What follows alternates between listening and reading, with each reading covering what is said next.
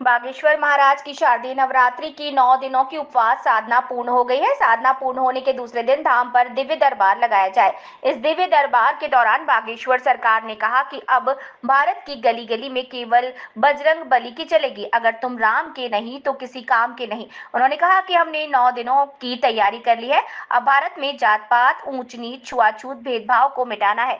Surname तो सबके रहेंगे, लेकिन अब सरकार को 2 जातीय बनानी है, अमीर की और गरीब की, ताकि भारत का विकास हो, भारत समृद्ध हो, ताकि गरीबों के साथ अन्याय और अत्याचार ना हो। भारत में वर्तमान में हो रहे अंधविश्वास को इसी बल पर रोका जा सकता है।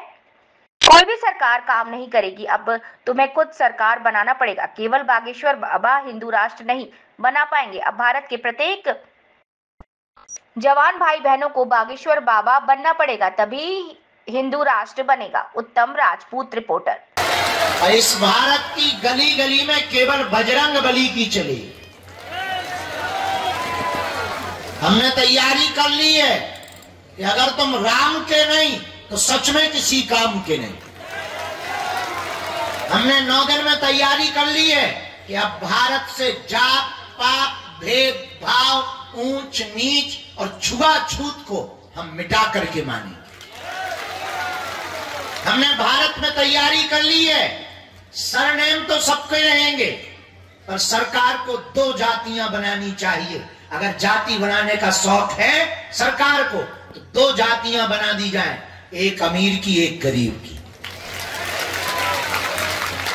ताकि भारत का विकास हो, भारत समृद्ध हो और गरीबों के साथ अन्याय और अत्याचार ना हो।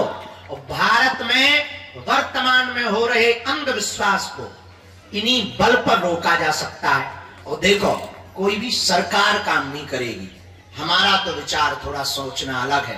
अब तुम्हें खुद अपना सरकार स्वयं बनना पड़ेगा। केवल बागेश्वर बाबा हिंदू राष्ट्र नहीं बना पाएंगे। अब भारत के हर युवान भाई बहन को बागेश्वर बाबा बनना पड़ेगा, तभी हिंदू राष्ट्र। तो अगर हनुमान जी की साधना पाना है, हनुमान जी की कृपा का अनुभव करना है, तो पेशी के साथ वो 3 बीज मंत्र